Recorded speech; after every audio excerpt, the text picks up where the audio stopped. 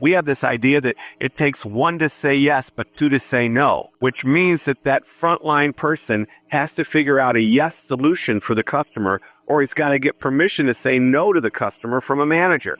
And the manager really doesn't want to be bothered. Top leaders. Meaningful conversation. Actionable advice. Bulldoze complacency. Ignite inspiration. Create impact. Produced by Southwestern family of companies. This is the Action Catalyst. Are you interested in advertising with the Action Catalyst? Our listeners could be hearing about your brand right here, right now. For details, shoot us an email at info@theactioncatalyst.com. This man is incredible. His name is Shep Hyken. He's the Chief Amazement Officer at Shep Presentations. And I'm telling you, this guy is one of the very, very best out there in the world talking about customer service. He's a New York Times and Wall Street Journal best-selling author and Hall of Fame speaker. Shep, thank you for being on the show, brother. It is an honor, a pleasure. I'm flattered. You're too nice. You've got all these great books on customer service. And what's different? Well, I said, what if I found one company to use for the entire book as a role model? And I was looking for a company that's a rock star, but not recognized as a rock star. And that was Ace Hardware. Business Week recognized the top 25 customer service brands. Ritz was rated number 12. And I love the Ritz-Carlton, one of my favorite hotel chains. Guess what? Ace Hardware was rated number 10. That opened my eyes. The world headquarters is a multi-billion-dollar corporation. But if you're a small entrepreneurial business, they have 4,600 stores owned by 3,000 different owners. And that's mom and pop. And here's what they've done. They've managed to operationalize the word helpful. They want to be the most helpful stores on the planet, especially in their industry, which is home improvement and hardware.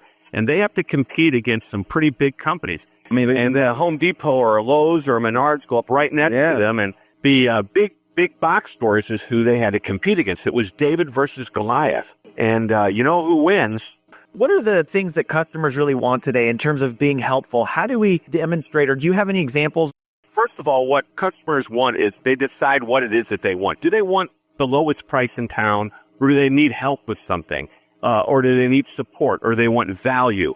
And by the way, you can get a hybrid. You can't always get the lowest price and the best service. So helpful means, in the case of Ace Hardware, it means very knowledgeable, because you walk in with the part and they go, hey, I need this. Can you help me and tell me what to do with it? And their people are very knowledgeable. They're trained well. That's part of their whole thing. Plus, they're staffed extremely well. You're not going to have to go walking around, the aisles looking for someone to help you. That's important. So I think convenience, staffed properly without having to wait a long time, knowledgeable people, all that goes toward helpful. And then, having principles in place, like one of the ideas that one of the retailers told me is that we have this idea that it takes one to say yes, but two to say no, which means that that frontline person has to figure out a yes solution for the customer, or he's got to get permission to say no to the customer from a manager. And the manager really doesn't want to be bothered. When's the last time you asked for something and to get approval, someone said, hold on, I have to check with my manager? So here's a question. So one of the things you talk about is moments of magic, and you also talk about moments of misery. What separates moments of magic from moments of mediocrity? And mediocrity is my term for average, satisfactory, just okay. Yeah. And a moment of magic is, and it's not necessarily blow me away, wow me, it's just better than average. And so if you just take that moment, that interaction, and you bump it up just a notch, and by the way, once in a while you'll bump it up a lot more given an opportunity to do so, but it could be just a consistent positive attitude, something that's better than average. And when you string the moments of magic along and they're consistent, that puts you in what I call the zone of amazement. See, I love these fun words: amazement, mediocrity, misery, magic. So really the big difference between mediocrity and magic is just being a little above average, because anybody can be average and anybody could create a moment of magic some of the time. But the goal is make it happen all of the time. That's the key, consistency. If you go into your Nordstrom department store, what you get is very consistent. People engage you, they help you, and they have some pretty good, I call lack of policies in place, meaning that the salesperson can go from one department to the next with you and help you throughout the entire store. I'm a man and I want to buy my wife something the guy will take, or the gal will take me upstairs to the women's department. You don't get that in other stores. Now, that's consistent throughout their entire organization. And you know what? They don't blow me away. They're just consistently really good, better than average. Sometimes, and that by itself makes them way above average. So you hire the right people and you train them to your system. And then you say, now go out there and, what is it? Go forth and multiply. Go forth and prosper. Brilliant, brilliant stuff. Just kind of coming back. Here's my question for you, as far as providing amazing customer service. How do I get my front line to care about customer service? In other words, if I'm the entrepreneur, or I'm the owner, or I'm the manager, how do I get the people on the front line to care about this? Right. Well, first of all, recognize that if they aren't willing to care, they shouldn't be hired to begin with. So it starts with the hiring process. Do the background. One of the people that I interviewed for the last book was American Express. I interviewed their senior VP of World Service. And one of the things he talked about is rather than hire people from the call center industry, he looked for people that had hospitality background, people that had worked in a hotel or a restaurant, because he says those people know how to take care of people. If that's important, look at the right kind of person that you're hiring. Nordstrom talked about how they don't really train their people to be as good as they do. The parents train them. They just take what they already know and they make it work for their system.